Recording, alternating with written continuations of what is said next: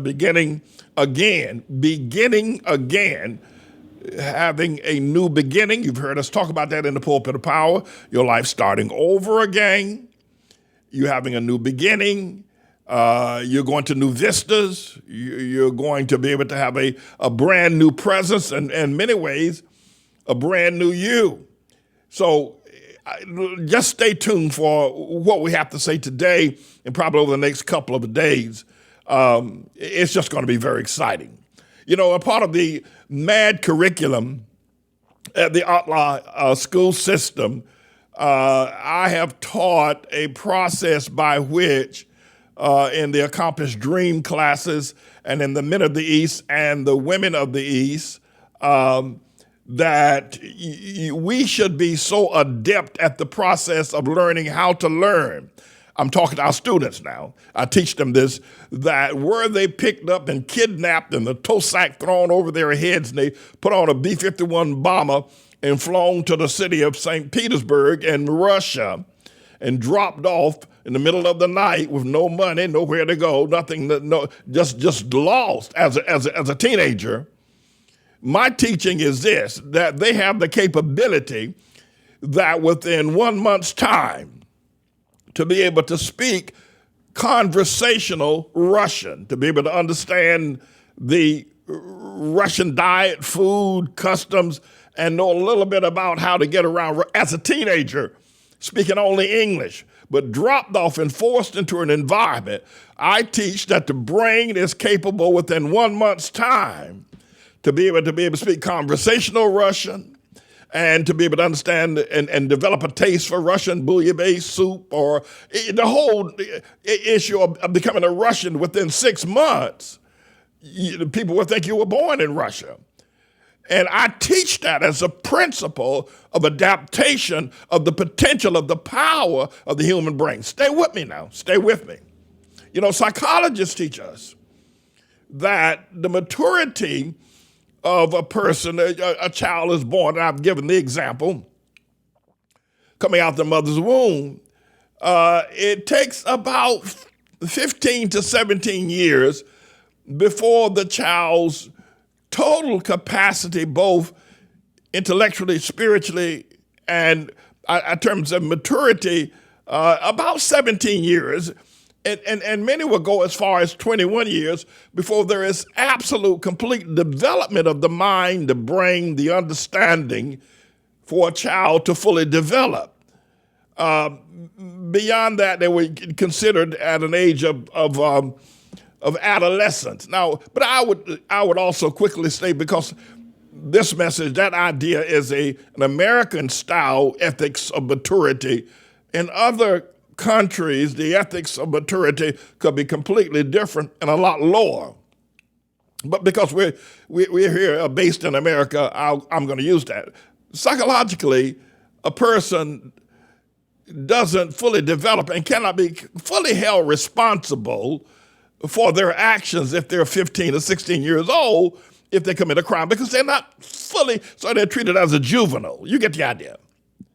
Well, here's one other thing that perhaps psychologists don't teach us, that, but I know to be an absolute truth as being an educator myself, that learning for most people stops at about the age of 14, or at the age where a person, be it boy or girl, makes the decision to rebel and rely upon what they know as the authority to get them to where they want to get to.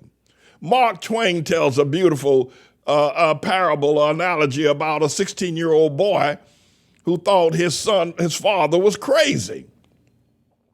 Because at 16, he rebelled against his father.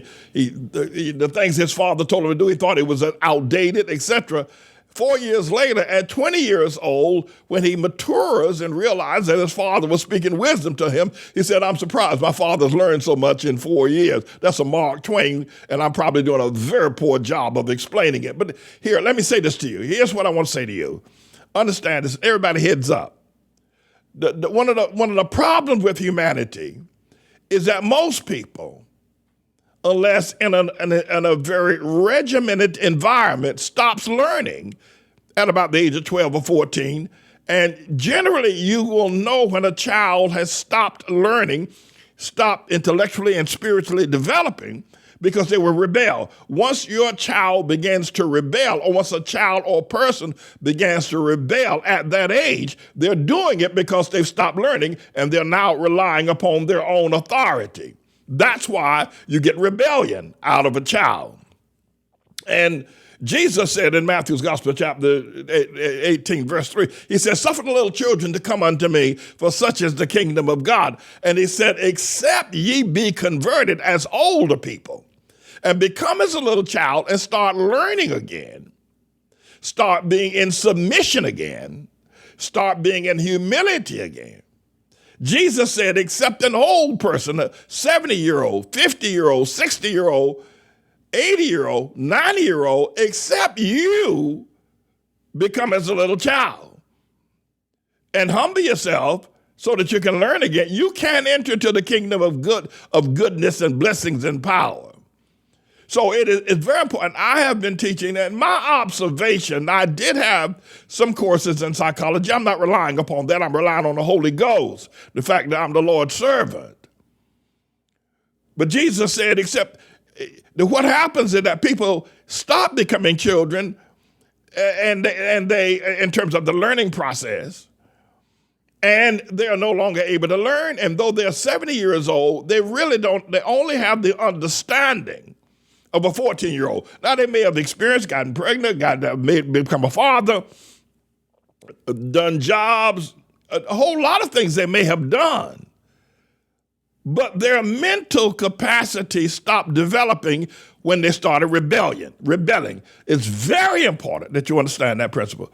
If I don't teach you anything else, understand when you see a child rebelling, it's because they have stopped learning. They have capped off whatever that age is. They're never going to learn anything else. Now, will they do something else? Will they go to college? Yes. Will they graduate college? Yes. But it doesn't mean that they've learned anything. They're going through the motions, or they're learning how to, they're taking the test, but they're not learning as long as they're in rebellion. And it's a problem that humans have, and Jesus addressed it, that the human, natural, and spiritual law of Jesus. Jesus said in Matthew's Gospel, chapter 18, starting at verse 3, outlining the human, natural, and the spiritual law, that except ye be converted, you old people, and become as little children, ye shall not enter into the kingdom of heaven, into the good things, into the real process of developing your brain, your mind, your capabilities, your powers. Stop. Because when you rebelled, that's when you stopped learning. So we need to understand that Jesus is in complete agreement with the whole idea about the human, the natural, and the spiritual law. And how and what happens when that forbids growth and progress. I want to give you an example. I have two examples here I'm going to use today. One is that we have a mother in our church. Her name is Mother Cooper. I call her Jubilee. And I don't know, maybe she's 70 years old. I don't know. She doesn't say a lot, but she's a beloved Mother Cooper. And you know, she's from South Carolina, and I don't know if she had a lot of formal education. I don't know that she did. But if you interact with Mother Cooper, and she's in church every Saturday, she sits as close to me as she can possibly sit, and she sits there, and she learned. I don't know if she graduated high school or college, but she sits there and she listens to me as intently as anybody listens to me. And Mother Cooper, she came to this church. She was a member of another church, and she heard me teaching about righteousness.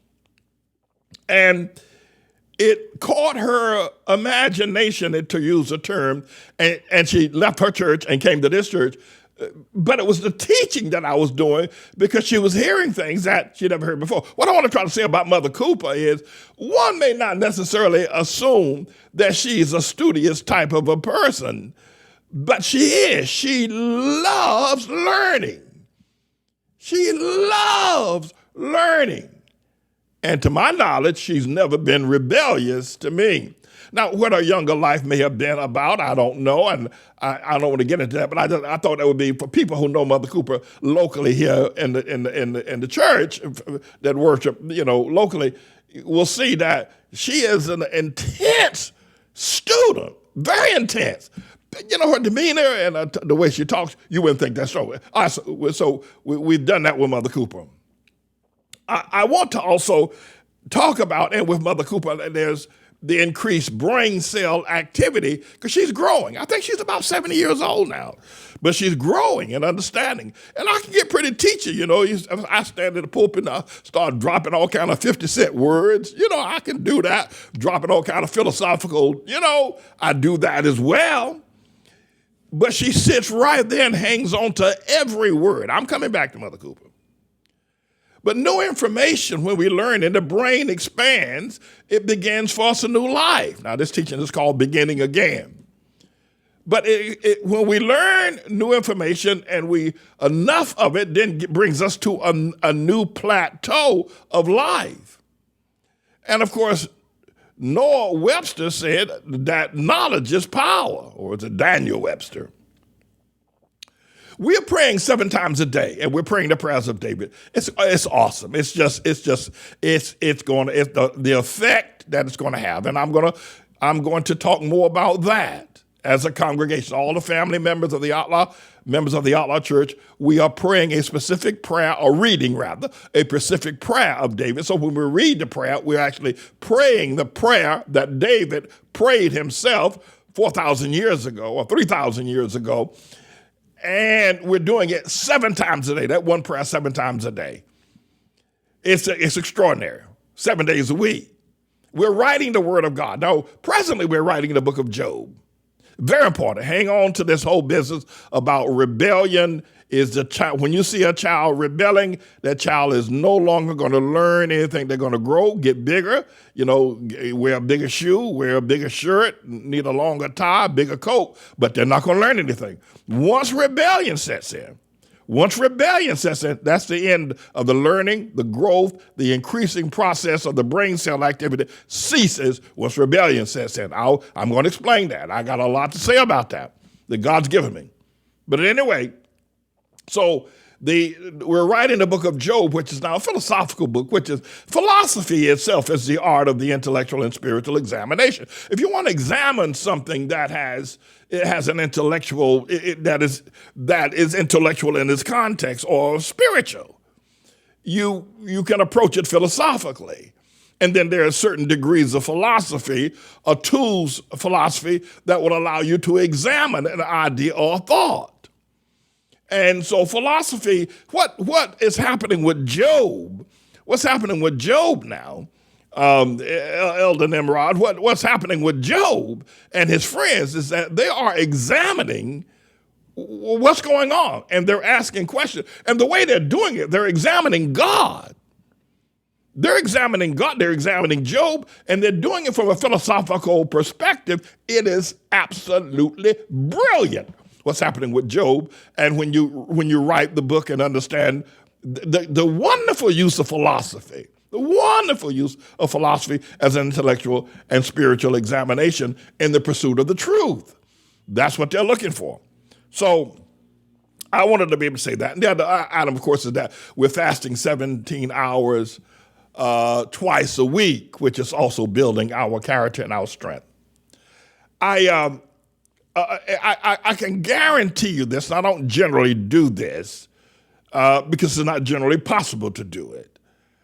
But I can guarantee any man who submits himself to God, who fully submits himself to God, will be an astonishing, talented success.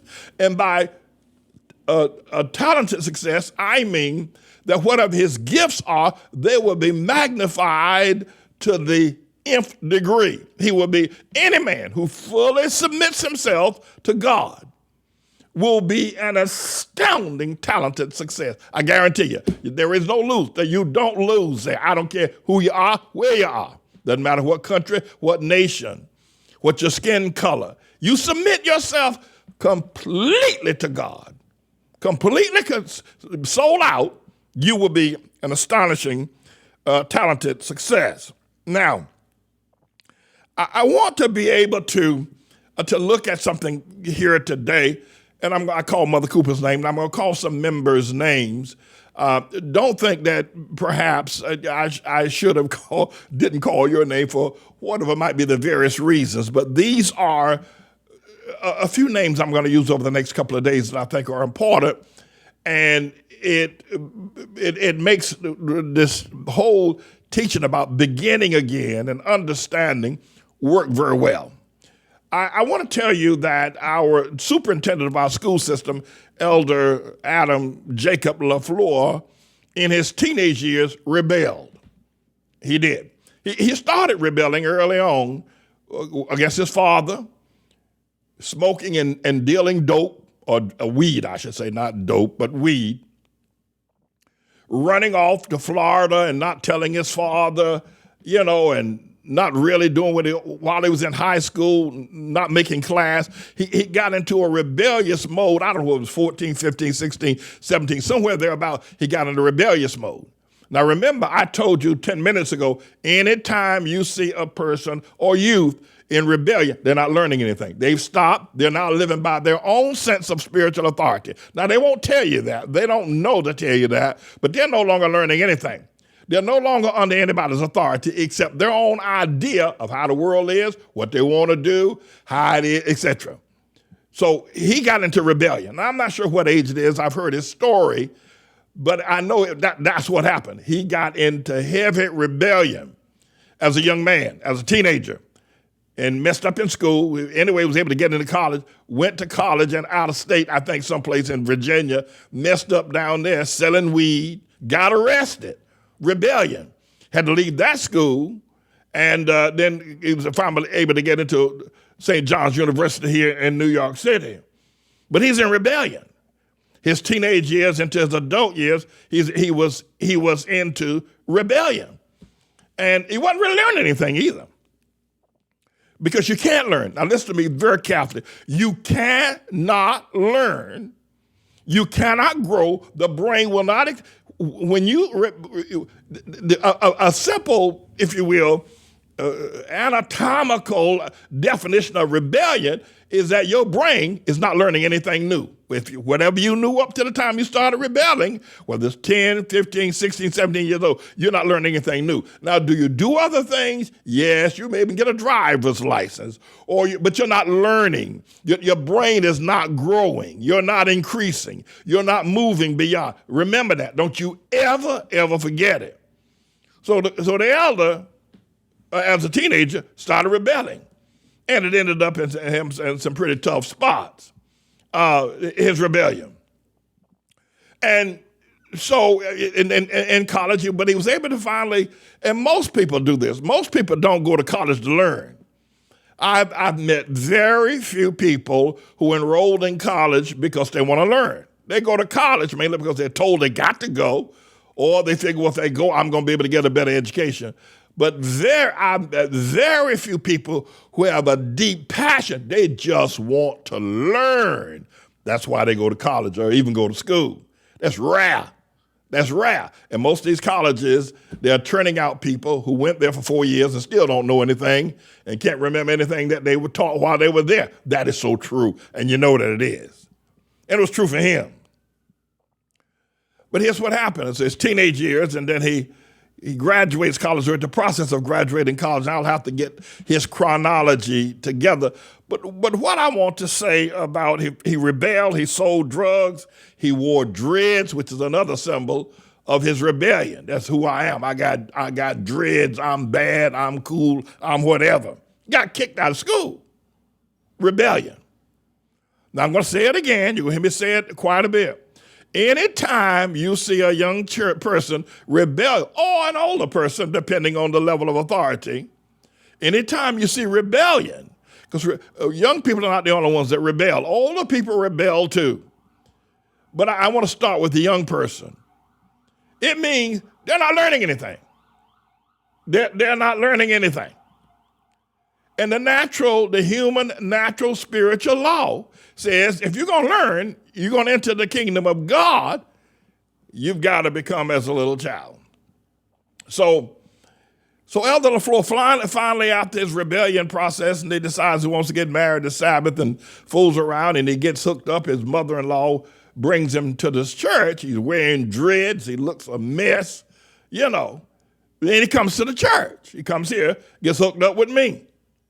All right, here's what I'm going to do. I'm going to take a break, and we're into the holiday season here now.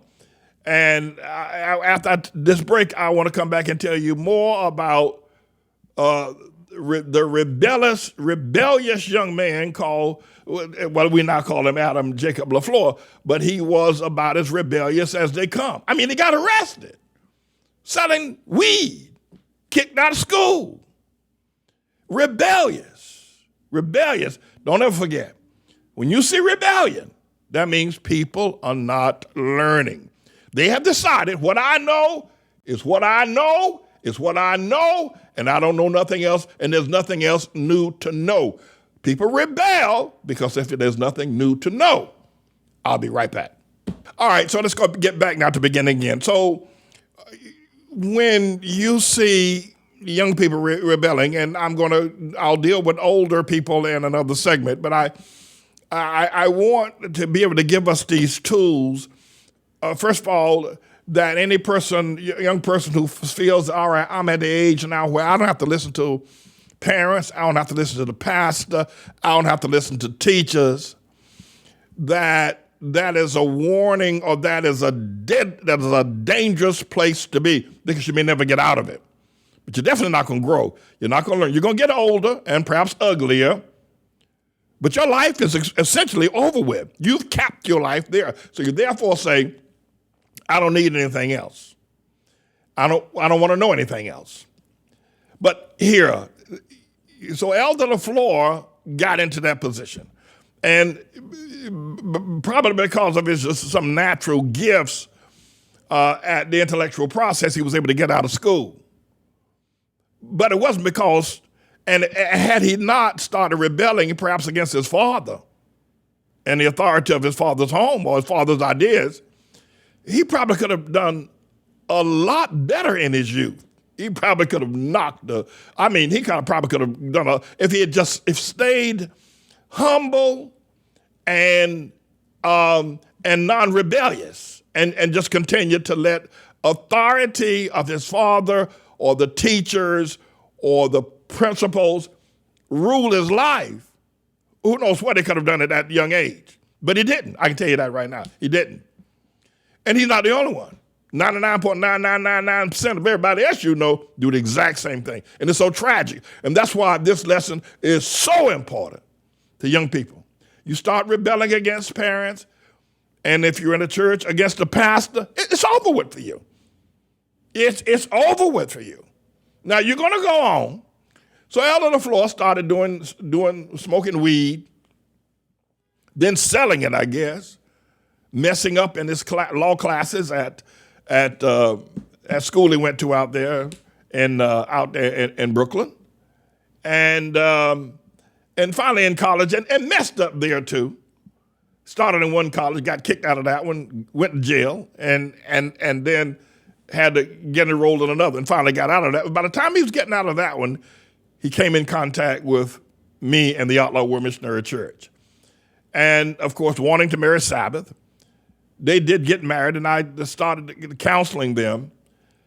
And for whatever reason, and he'll have to tell you himself, he decided that he was going to submit himself to my authority. I don't know why.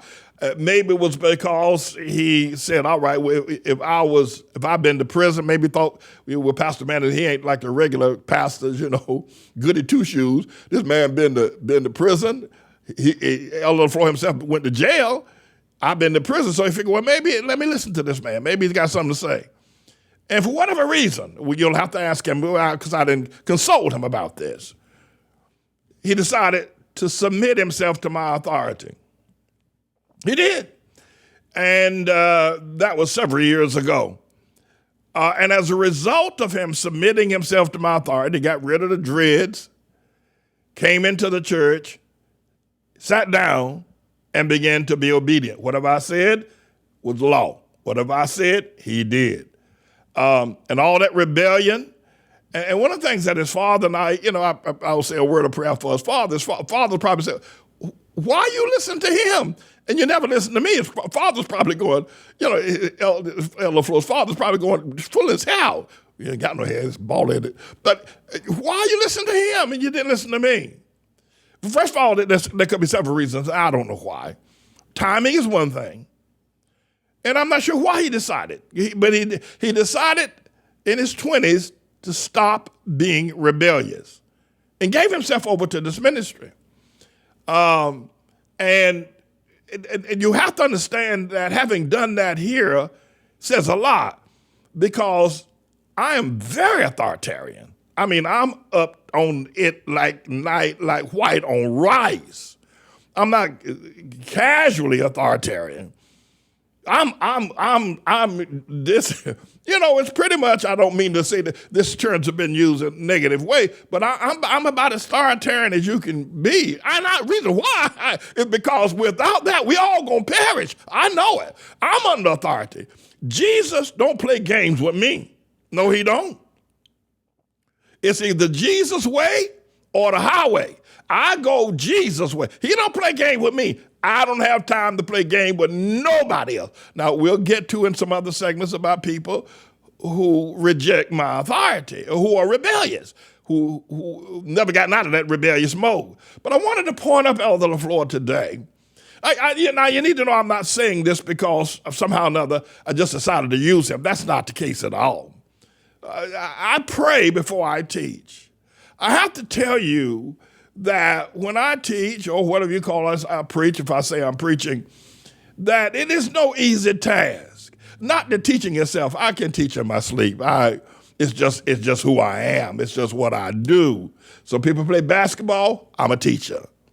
But sometimes I'm tired, and other times I'm dealing with the attacks, for instance, with a message like this that's going to set a whole lot of captives free. Because by the time I finish with this, it'll take me a couple of days. By the time I finish with this, a lot of people, old people, are going to look back in their lives and discover why they're so messed up.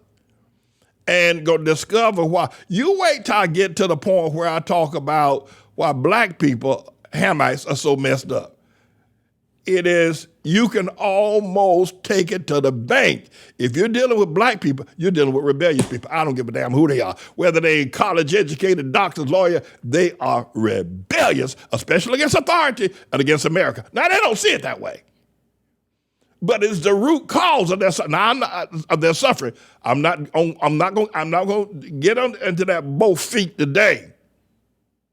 But this lesson, so when I teach, God gives me a lesson like this, I have to first fight the devils and Satan, who would try everything within their power, make me sick, make me weak, don't let me get to the microphone, because the devil doesn't want this message will set the captive free.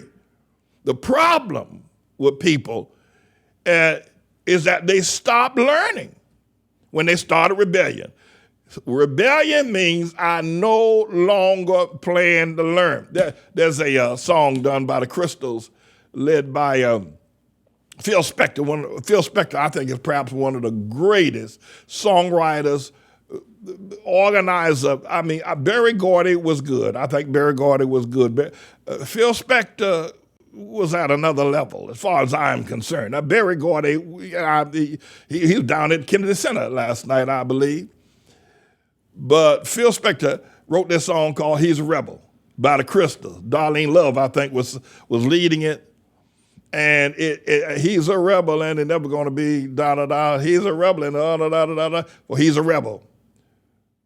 And usually, it was directed at teenagers, teenage boy that was a rebel, and she loved him because he was a rebel. But listen to me. This lesson is set for the purpose of setting the captive free.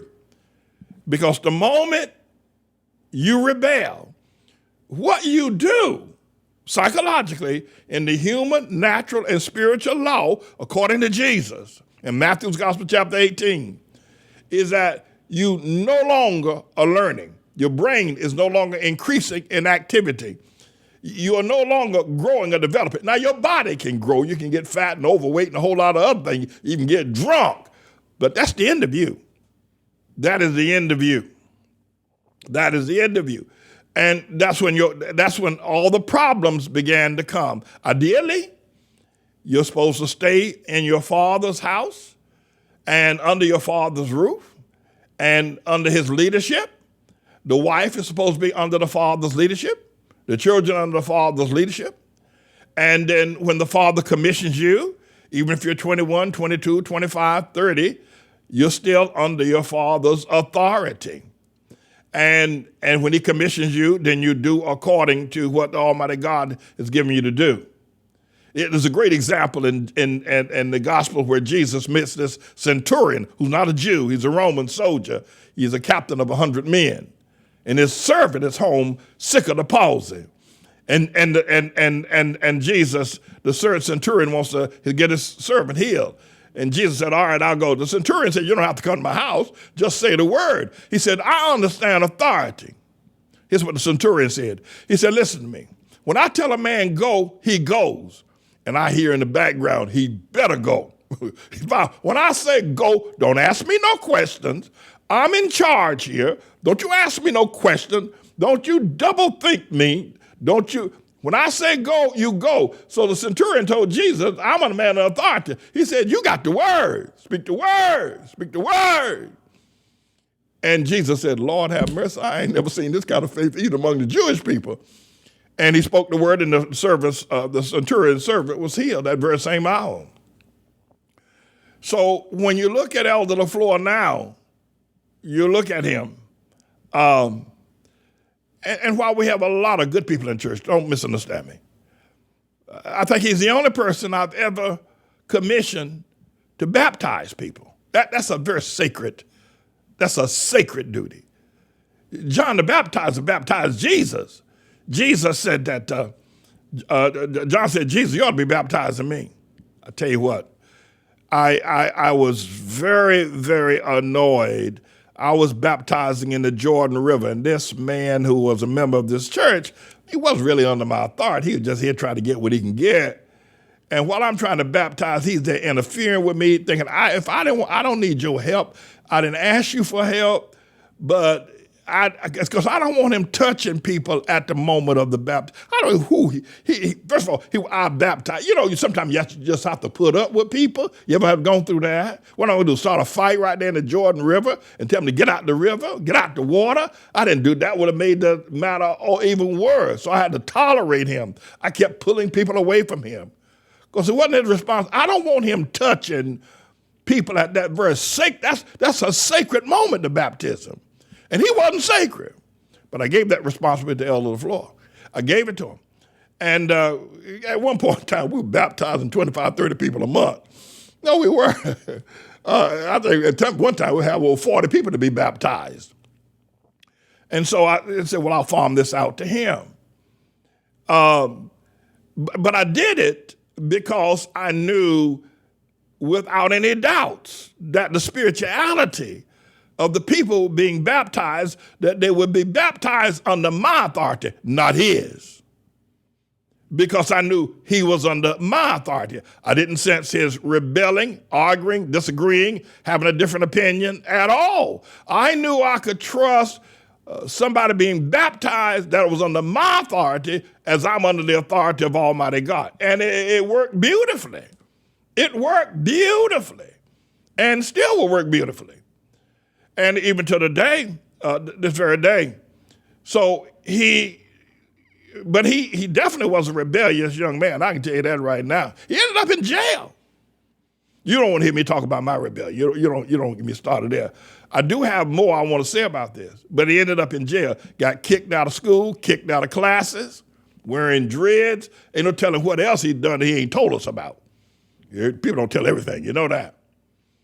But the matter now, he's now in charge of an entire education system. He's in charge of the ATLAH education school system and teachers. Now, he's a superintendent, but there are three principles of the various aspects of our school. So he has 3 people under him. And one of the reasons why the school is producing at the great level that it's producing at, and is because the teachers, the principals under him, because they recognize he's under me. I guarantee you, I bet my seat in heaven, if Elder Lafleur even whimpered, forget about doing anything, if he even whimpered or rolled his eye one time and the teacher saw it against me, they no longer would respect him. They wouldn't. They still call him Elder Lafleur. They still try to work with him, but the authority would be gone. Very important. This is a very important lesson. It's a very important lesson that we understand the process. And our school is doing great things. I don't have to go down and teach. Listen, as long as people will do things under my authority, and I'm under God's authority. So I thought that, now I'm not finished with him. I'm not finished with Mother Cooper, but I have others I'm going to be dealing with in the next lessons to come. But it's very important that we understand the human and natural and spiritual law that Jesus has laid out. It's also very important that we recognize, we'll say, what if we never rebel and always are on the learning, we're always under some authority somewhere? Then we're always growing. We're always experiencing. Our brain is always developing. Listen, when I say I'm the Lord's servant, I'm not trying to be cute. I might as well say I'm the Lord's slave. I'm under complete authority. I ain't no runaway slave. When God says get up and do something, a lot of people don't like the way the authority I use. I preach, and I'm trying to make a context here about even an old man. Well, I don't consider myself an old man, but I could make people happy with saying nice things. But God wouldn't be happy with that. He ain't happy with me saying, oh, you're so nice, and oh, everybody's so one. God ain't happy with that. It's a lie. A lot of people say, I cuss when I preach. Well, I just use the word that Jesus used. Because I'm not here trying to be nice. I'm under authority. I don't walk up to people and beg them, And the other thing is that you have to realize is that, if I ever rebel against Jesus, it's over with for me. So, looking at the life and times of Elder Lafleur, I can rest easy now over the school because I know it's under my authority. The man ain't out there trying to make a name for himself. He's matured enough as well to realize that if I'm not going to, and I would say this, listen, if you don't 100% stomp down, and I'm going to try to explain this, and I'm not trying to soften the impact of this, but because churches don't operate this way, and I know it, and people don't operate this way, and schools don't operate this way, but here's how we operate here at ATLAH, and this is a wonderful place to be. It's a wonderful place to be. When you see people that have problems with me, it's because they're rebelling. They don't want to go to where I'm trying to get them to go. They don't want to go. I'm not going to let Manning be over me. He ain't telling me what to do. He ain't telling me when to come or when to go. I'll do what I want. And so it's a very simple process. And I see it clearly. It isn't, it isn't that this is a good place. It's a wonderful place. However, if a person is in the rebellious mode, have been that way that maybe 50 years old now. Well, they've never changed. But the first time they rebelled against it, they got a job. They had problem with their supervisors. Everywhere they went, there was always a problem. There was always an argument.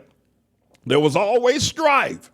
Now they're 50 years old in church, and they're having problems with the leadership of the church because they've never become, according to Jesus and the human, natural, spiritual law, they've never decided to go back and become a little child again so they can enter into the process. And even at the age of 50, you're going to have to humble yourself and become as a little child once again, that you might be able to be who it is that God won't have you to be. So Mother Cooper, while I don't know about her being rebellious, and that's not what I do want to say about Mother Cooper, however, is that she is an intense student. She sits as close to me as Elizabeth does. And she listens. She listens. She doesn't fall asleep. And I can get highfalutin every now and then. I start flying off words all over everywhere, She sits right there. She sits right there. And what I want to express in observing her is that she's not rebellious to the things I say. And sometimes, I say this when I'm preaching, I can say some things or drop some things in a sermon, and I can feel the feedback pushing back. Some of the people in the church are pushing back. Not that the people are mean or evil. That's not the case. But they push back. They didn't like that. They're rebellious. It's just that rebellion. And then rebellion leads to judgment to criticism. But listen. When you see it, today I want to focus on young people when you see young people rebelling, they're in trouble. They're in deep trouble. They'd be better off on heroin or opioids. When you see a young child rebelling, they'd be better off, especially rebelling against the church or the pastor, they'd be better off on dope because they are in deep, deep trouble. Life for them is, what you said, they're only 14 years old. It's all over with. It's over with. It's over. It's over. The only thing gonna get them out of that, they may get a job, they may get married, they may go to college and graduate college, but it's over with. It's over with. According to Jesus, it's over with. According to humanity, it's over with. It's over. It's over. Until one day they wake up at 50 years old and say, I need to become a little child again. I need to find myself a strong, authoritative leader and then humble myself. And whatever he says or does, do it. And if I disagree, if I don't think he has the authority, then leave that job. Go find yourself another job. Go find yourself another school. Go find yourself another church if you don't think he has the authority. But the principle here is this, and everybody listen to me, examine your own life of when you started rebelling against your parents and when your children started rebelling against you. I'm telling you, this is the answer. This is the answer to the problems in Haiti. This is the answer. Now, I got more I'm going to say, but examine yourselves. This is so critical. It's so important. It's so important. If you plan to develop your life, to go to new vistas, new brain cell activity, new healing, a renewal of the mind, get that rebellion under control. I'm James David Manning, everybody. I'm the Lord's servant.